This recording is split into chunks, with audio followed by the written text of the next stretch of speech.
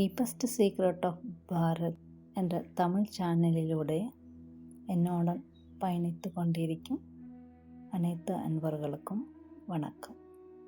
இமய குருவின் இதய சீடன் ஒரு யோகியின் சுயசரிதை ஸ்ரீயாம் 6வது எபிசோடு. சுப்பிரமணியர் கோவிலின் உள்ளே. ஸ்ரீனிவாச ராவ் எனது வகுப்பு தோழர்களில் ஒருவன். அவனுடன் மிக்க நட்புடன் இருந்தேன். அவன்தான் நான் ஒரு இந்து கோவிலுக்குள் முதலாக நுழைய முக்கிய காரணமாக இருந்தான். பள்ளிக்கு செல்ல 2 வழிகள் உண்டு. ஒன்று குறுகியதாக, போக்குவரத்து மிகுந்ததாக இருந்தது. மற்றது காற்று வீசும் நீண்ட கிளைப்பாதையாக போக்குவரத்தற்று இருந்தது. நானும் சில நண்பர்களும் நீண்ட அமைதியான சாலையில் செல்வதையே விரும்பினோம். சாலையில் காலார நிதானமாக நடந்து செல்வது, மாமரங்களின் மீது கல் எறிவது போன்ற வாழ்வின் புது அனுபவங்களை தெரிந்து கொள்ளும் ஆவல் கொண்டிருந்தோம்.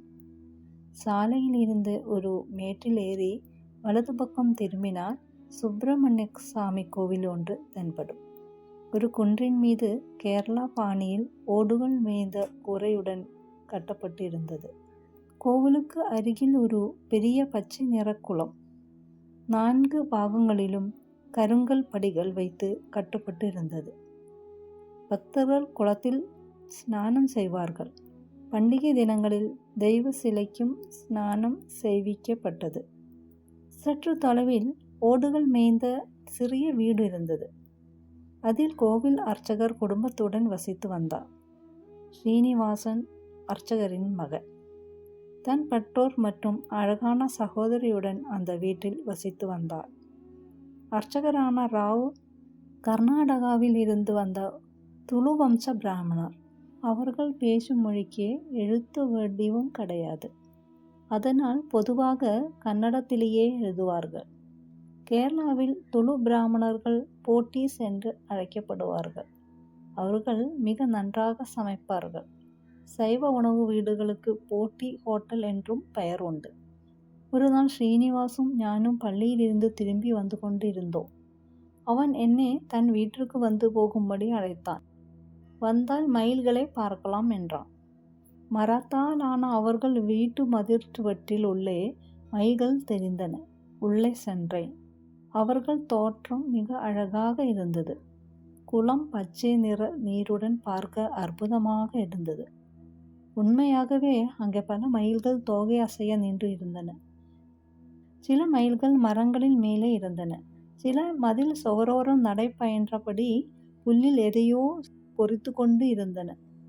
ஒன்று தனது பல வண்ண தோகையை விசிறி போல விரித்து நடனமாடிக்கொண்டிருந்தது. வீட்டின் உள்ளே இருந்து ஸ்ரீனிவாசனின் அப்பா வெளியே வந்தார். அவர் நல்ல ஆகிருதியுடன் அழகான தோற்றத்துடன் இருந்தார். திறந்த மேனியில் மார்பில் குறுகே பூநூல் இருந்தது. பாலேடு வண்ணத்தில் பட்டு வேஷ்டியும் அணிந்திருந்தார்.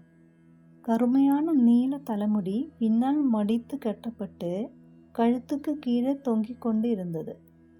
எல்லாவற்றையும் விட என்னை ஈர்த்தது அவரது மூக்குதான். கூர்மையாக கொக்கி போல கிளியின் வளைந்த அழகு போல இருந்தது. கூர்மையான கண்கள் ஒரு சர்வாதிகாரியினுடையதை போல இருந்தது. உண்மையே சொல்வதென்றால் நான் வெடுத்து போனேன். ஸ்ரீனிவாசன் துளு மொழியில் ஏதோ சொன்னான். அவன் சொன்னதில் எனது பெயரை அவன் உச்சரித்து மட்டும்தான் புரிந்தது. அவனது தந்தை அப்போது என்னை நெருக்கமாக கவனித்தார்.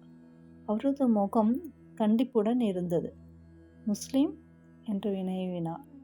ஆம். உனக்கு மயில்கள் பிடிக்குமா? ஆம். சுப்பிரமணிய கடவுள் பறப்பதற்கு மயிலை உபயோகிக்கிறார். மயில் மேல் அமர்ந்து மிக வேகமாக அவர் பறக்கிறார். அவர் அப்படியே போவதை நீங்கள் பார்த்து இருக்கிறீர்களா?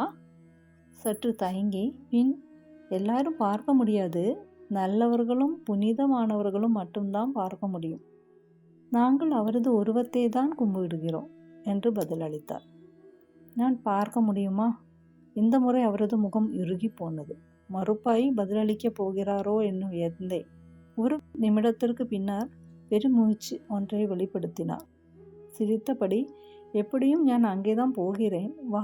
ஆனால் கர்ப்பகத்திற்குள் நான் மட்டும்தான் நுழைய முடியும். நீ வெளியே தான் நிற்க வேண்டும். சரியா என்று கேட்டார். ஸ்ரீனிவாசன் வீட்டினுள் சென்றான். நான் அவருடன் சென்றேன். என்னை பிரகாரத்தில் நிறுத்திவிட்டு அவர் கர்ப்பகிரகத்தினுள் சென்றார். சிறிது நேரத்திற்கு பிறகு கனமான வாயில் கதவுகளை திறந்து விட்டார்.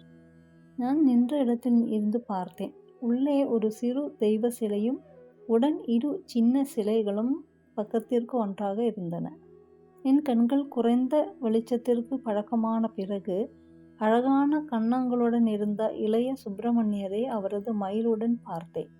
ஒரு கையில் குத்தியீட்டி ஒன்றை பிடித்து இருந்தார். அடுத்த கையை ஆசி அளிப்பது போல் உயர்த்தி இருந்தார். 2 பக்கங்களிலும் அழகான பெண் சிலைகள் இருந்தன. தாடியுடன் கோப முகம் கொண்ட சின்ன தவறுகளுக்கு கூட நெருப்பை உமிழும் இந்து தெய்வங்களை தான் நான் கற்பனை செய்திருந்தேன். அவ்வாறு இன்றைய சுப்பிரமணியர் மழமழவென்ற இன்முகத்துடன் இருந்தது மகிழ்ச்சி அளித்தது. கையில் வைத்திருக்கிறாரே, அது என்ன ஆயுதம்? வேல், ஒரு விதமான ஈட்டி. மனித இனத்தை காப்பதற்காக அது கையில் வைத்திருக்கிறார். 2 பக்கத்தில் இருக்கும் பெண்கள் யார்? மனைவிகள் என்றார். பிறகு கண்களில் குறும்பு மின்ன, முஸ்லிம்கள் போல கடவுளுக்கும் பல மனைவிகள் உள்ளனர் என்றார். அவரது கடைசி கருத்து எனக்கு புரியவில்லை.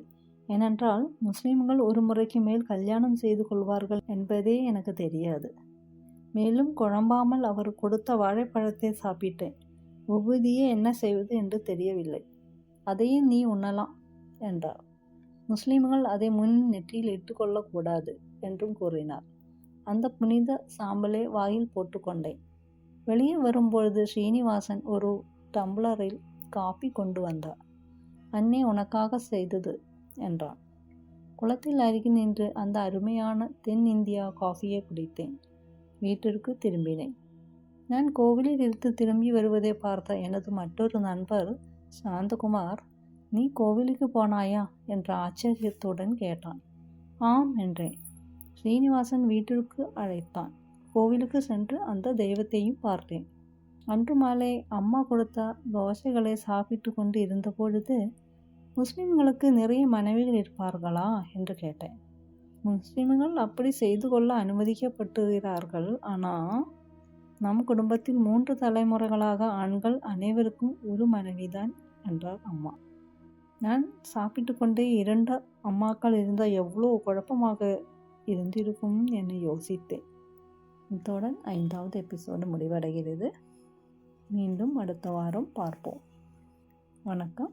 ஹரி ஓம்.